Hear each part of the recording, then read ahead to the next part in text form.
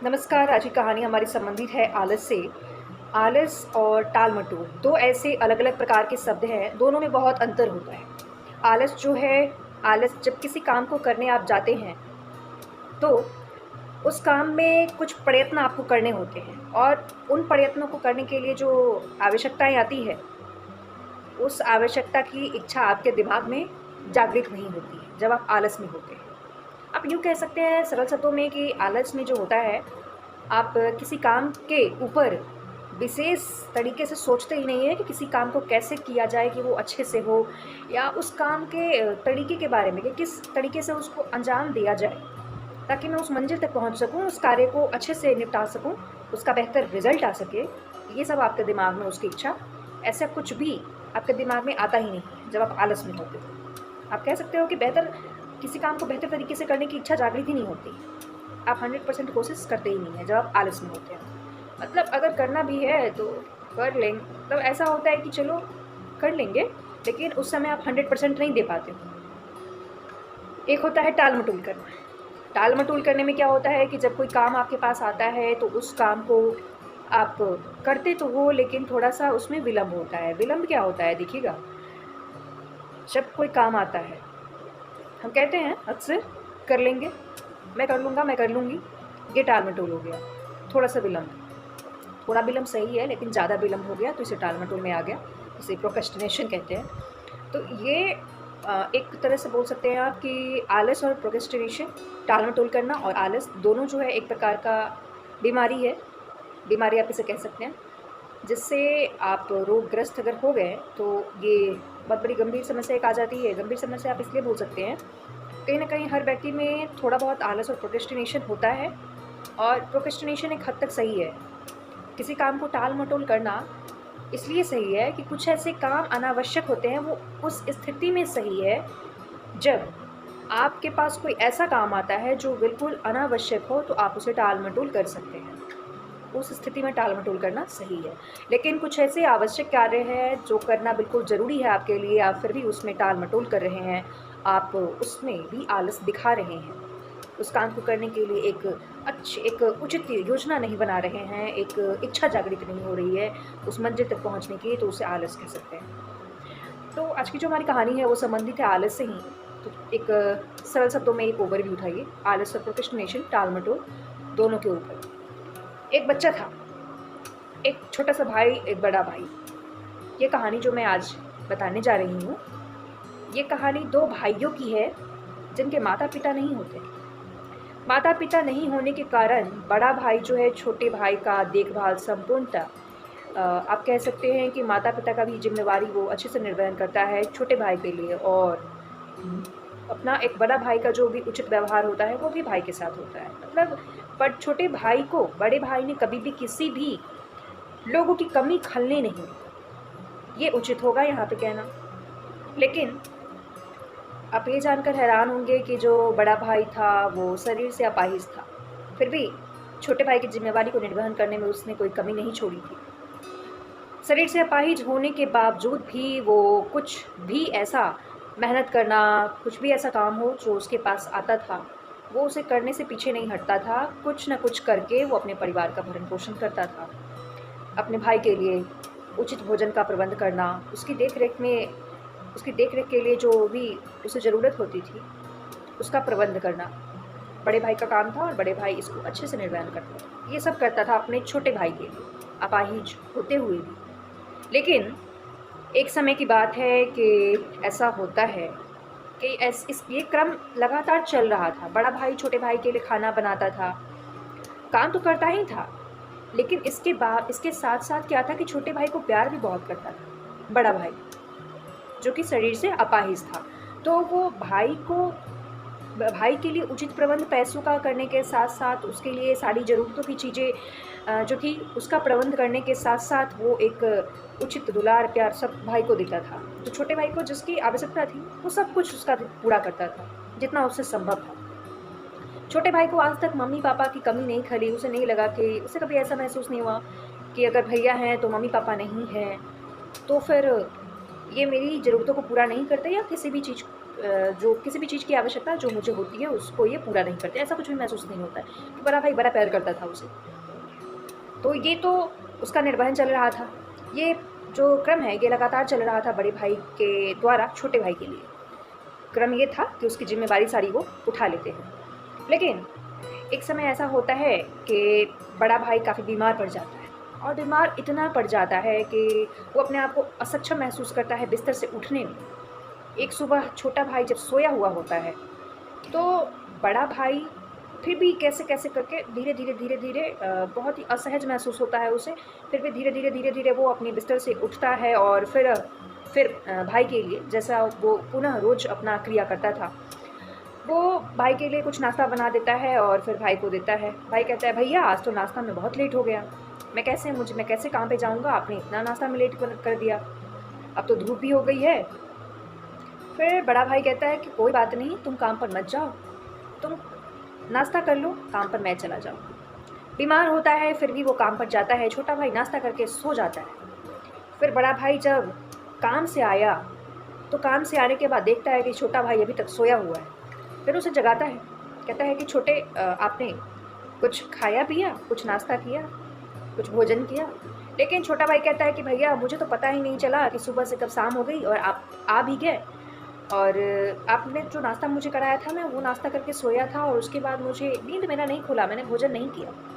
फिर बड़ा भाई बहुत अतिशीघ्र जुट जाता है भोजन की रात्रि भोजन की तैयारी में और भोजन बनाता है, फिर बड़े प्यार से भाई के लिए भोजन परोसता है। दोनों भाई खाते हैं, फिर सो जाते हैं। फिर सुबह बड़ा भाई जगता है और अपने काम में लग जाता है। उसका जो भी काम था रोज़-रोज़ का खाना बनाना, सुबह जगना, खाना बनाना, फिर काम पर जाना। अभी तो वो बीमार था और शरीर से अपाहिज भी था। लेकिन छोटा भाई अभी भी सोया हुआ था सुबह में। बड़ा भाई उठकर सारा काम कर लेता है, काम पर चला जाता है, छोटा भाई सोया होता है। तो छोटे भाई को समझाता है बड़ा भाई कि छोटे को उठाता है और जगाने के बाद उसे बताता है कि जगो, उठो, देखो सुबह हो गई है। और बताता है कि ये जो तुम रोज़-रोज़ जो इतना सोते हो छोटे, ये अच्छी बात नहीं है। अब मेरी जो स्थिति है धीरे-धीरे वो ख़राब हो रही है। मैं अपने आप को असहज महसूस करता हूँ। अब घर की सारी ज़िम्मेवारियाँ उठाने में, हो सके तो तुम भी कुछ काम करो। अगर करोगे तो ज़्यादा अच्छा रहेगा। ज़िम्मेवारियाँ कुछ दोनों ज़िम्मेवारियाँ जो घर की है, दोनों लोगों के सर पे बँटी रहेगी, तो मुझे भी थोड़ा-सा आराम मिल जाएगा और तुम भी कुछ काम सीख पाओ। क्योंकि तुम अब बड़े हो रहे हो धीरे-धीरे, तुम कुछ काम अगर सीख लोगे, तो मैं तुम्हारी शादी एक अच्छी कन्या को ढूँढ कर दूँगा। ये बड़ा भाई कहता है छोटे भाई से। अब देखिए होता क्या है कि जो छोटा भाई था उसे वो आप कह सकते हैं कि आलसी था थोड़ा-सा। अब वो थोड़ा-सा आलसी था लेकिन धीरे-धीरे ज़्यादा आलसी हो गया था। भाई की बातों को तो नहीं मानता है, लेकिन कहीं काम पर भी नहीं जाता है। लगभग वो दिन-रात सोता रहता है। वो बिस्तर से उठता है, खाना खाता है और खाना भी, भोजन भी आप कह सकते हैं कि बड़े भाई के द्वारा ही उसे बना कर दिया जाता है और वो भी उठाकर खिलाया जाता है। उसके बाद पुनः वो सो जाता है। उसका रोज़ का दिनचर्या यही था। उसके गाँव के जितने सारे लोग थे, वो भी जानने लगे थे कि ये एक आलसी व्यक्ति है। उसे आलसी व्यक्ति के नाम से गाँव में भी सब लोग जानते थे। प्रायः वो दिन को काफ़ी देरी से उसकी नींद खुलती थी, बहुत देर से वो जगता था। तो एक दिन जब भाई बहुत ज़्यादा बीमार पड़ गया था, पहले तो थोड़ा-सा बीमार पड़ा था, तो उसने अपने आप को सँभाला था बड़े भाई ने और अपनी ज़िम्मेवारी फिर भी उठाई थी। लेकिन एक समय ऐसा आता है कि वो बहुत ज़्यादा बीमार हो जाता है। उसे इतनी खाँसी आने लगती है, मुँह से खून आ जाता है, उसे तेज़ बुखार रहते हैं। वो बिस्तर पर लेटा रहता है, सुबह में जगता नहीं है। जब छोटा वाला भाई दिन के 1 बजे उठता है सोकर, तो देखता है कि आज तो भैया ने मुझे जगाया भी नहीं, दिन के 1 बज गए और ना नाश्ता बनाया, ना खुद जगे हैं, क्या बात है? कहता है, भैया आपने मुझे जगाया नहीं, मेरे लिए नाश्ता नहीं बनाया? भैया कहते हैं कि छोटे मेरी तबीयत बिल्कुल अच्छी नहीं है, आज मुझसे नहीं उठा जा रहा, मैं बहुत ही असक्षम महसूस कर रहा हूँ बिस्तर छोड़ने में। मैं नहीं उठकर बैठ नहीं सकता, फिर भोजन मैं कैसे बनाऊँगा? तुम बना लो आज भोजन। अगर बना सकते हो तो बना लो, नहीं तो तुम चले जाओ बाहर ही कुछ खा लेना। तो वो कहता है कि भैया आप क्या खाएँगे?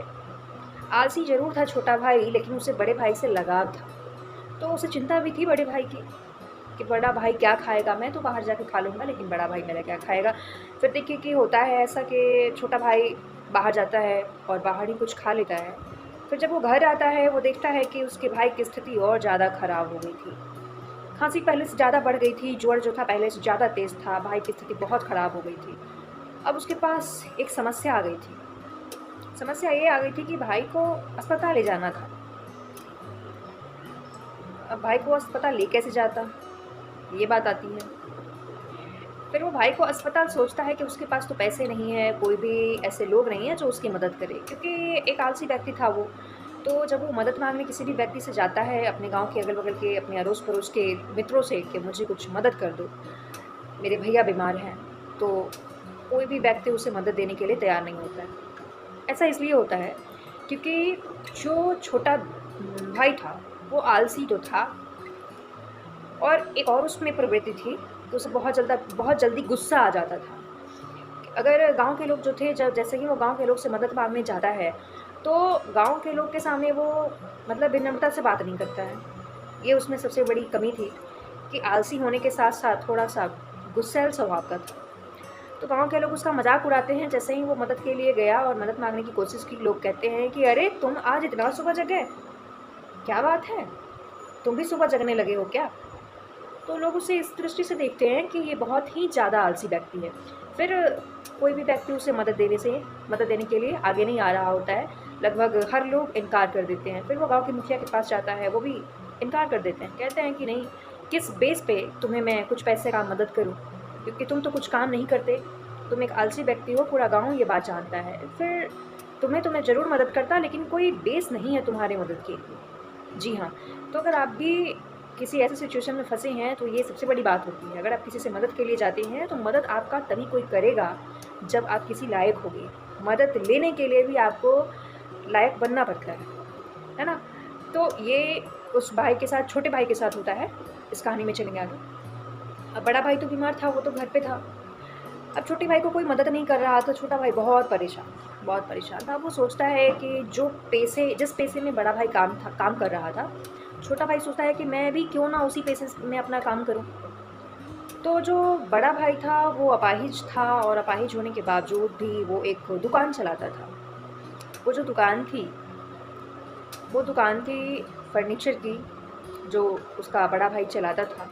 लेकिन कुछ दिनों से बीमार रहने के कारण वहाँ के सारे मज़दूर जो काम करने वाले थे फर्नीचर के दुकान के, वो सारे जा चुके थे, क्योंकि बहुत दिनों से उनकी मज़दूरी नहीं मिली थी, तो वो काम पर नहीं आ रहे थे। क्योंकि बड़ा भाई जो था वो तो बीमार रहने के कारण घर पे था बहुत दिनों से, और छोटा भाई उनकी बड़े भाई के साथ कभी मदद के लिए आज तक गया ही नहीं। वो तो खाता था और बस सोता था।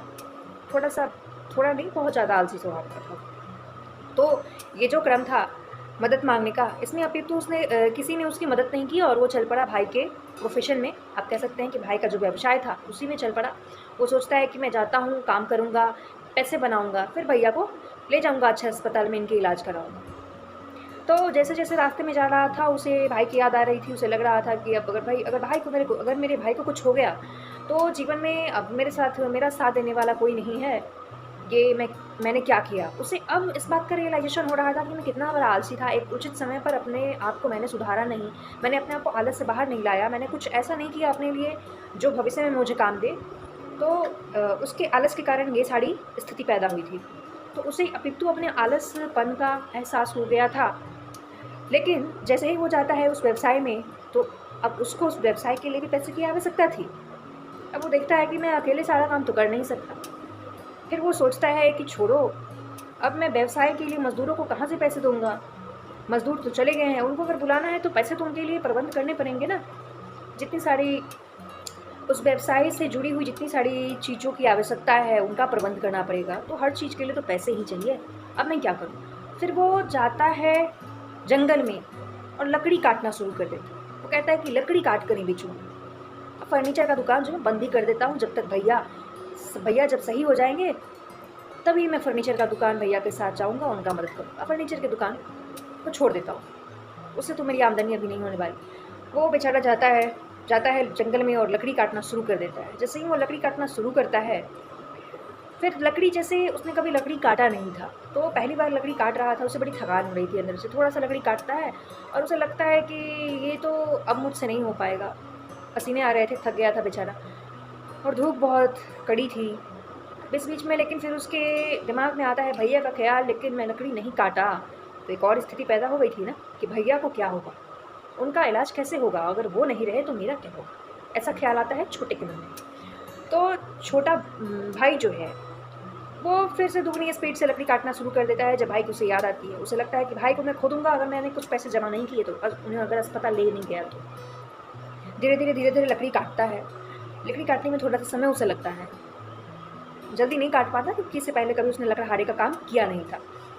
फिर लकड़ी तो काट लिया, लकड़ी को जमा कर लिया, अब लकड़ी को बेचने जाता है तो लकड़ियाँ बिकती है, लेकिन उतने पैसे उसे नहीं हो पाते कि वो एक अच्छे अस्पताल में भाई को ले जा सके, क्योंकि लकड़ी काटता है एक प्रचुर मात्रा में, लेकिन वो प्रचुर मात्रा की लकड़ी उतने पैसों के बराबर नहीं बिकती है कि जितने पैसों में उसके भाई का उचित इलाज हो सके अच्छे अस्पताल में। फिर वो सोचता है कि मुझे और पैसों की ज़रूरत है। दूसरे दिन जब वो आता है जंगल लकड़ी काटने, तो उसे लकड़ी काटने के क्रम में एक महिला मिलती है। वो महिला कौन होती है? वो महिला जंगल की ही होती है। और वो महिला जब महिला उसे देखती है, तो महिला ने उसे पहले दिन भी लकड़ी काटते हुए देखा था। दूसरे दिन भी जब महिला लकड़ी काटते उसे देखती है, तो उसे जाकर बताती है कि बेटा, तुम जिस कुल्हाड़ी से लकड़ी काट रहे हो, ये कुल्हाड़ी तो लकड़ी काटने वाली है ही नहीं। जी। तो अब देखिए होता क्या है कि वो महिला उसे एक लकड़ी काटने वाली कुल्हाड़ी देती है, क्योंकि वो महिला खुद पेशे से एक लकड़हारी होती है। तो वो उसके पास उस ढंग की कुल्हाड़ी होते हैं जिससे लकड़ी जल्दी जल्दी कटती है। तो अब छोटे भाई को एक ऐसा कुल्हाड़ी उस महिला ने दिया था कि जिस कुल्हाड़ी का प्रयोग करके छोटा भाई जब लकड़ी काटना शुरू किया, तो उसने देखा कि वास्तव में उस कुल्हाड़ी से लकड़ी जल्दी कट रही थी। उसने देखा कि ये तो लगता है कि चमत्कार हो गया मेरे साथ, वाकई में इस कुल्हाड़ी से लकड़ी बड़ी अच्छी कट रही है, और वास्तव में कट रही थी। फिर तो आप कह सकते हैं कि विपत्ति के समय शायद वो महिला उसके पास इसलिए आई क्योंकि भगवान ने भेज दिया, ऐसा भी होता है। तो उसकी मदद के लिए भगवान ने जैसे आप कुछ काम करना शुरू करते हैं और कोई उलझन आता है, तो कोई ना कोई आपकी मदद के लिए आता है। हाँ, कोई ना कोई मदद के लिए आता है, आपको एक मदद मिलता है, लेकिन आप कुछ करना शुरू करेंगे तो अब वो उस कुल्हाड़ी से छोटा भाई लकड़ी काट रहा था और जल्दी लकड़ी काट लिया। और लकड़ी काटने के बाद आज जब वो बेचने गया लकड़ी, तो उसकी लकड़ी उचित भाव में तो बिकी ही, इसके साथ उसकी लकड़ी की मात्रा इतनी थी कि उसे आज इतने पैसे की आमदनी हो गई थी। कल का पैसा और आज का पैसा, दोनों पैसा मिलाकर एक अच्छा पैसा का संग्रह हो गया था, जिससे वो अपने भाई का इलाज अच्छे अस्पताल में करवा सकता था। और वो भाई को लेकर अस्पताल जाता है और फिर वहाँ से अपने भाई का इलाज अच्छे से करवाता है। जब भाई को अस्पताल लेकर गया तो डॉक्टर ने उसके भाई को देखा और डॉक्टर ने कहा कि आपके भाई को इस शहर में भी इलाज नहीं हो सकता, मैं दूसरे शहर में इन्हें रेफ़र कर रहा हूँ, आप वहाँ लेकर जाएँ।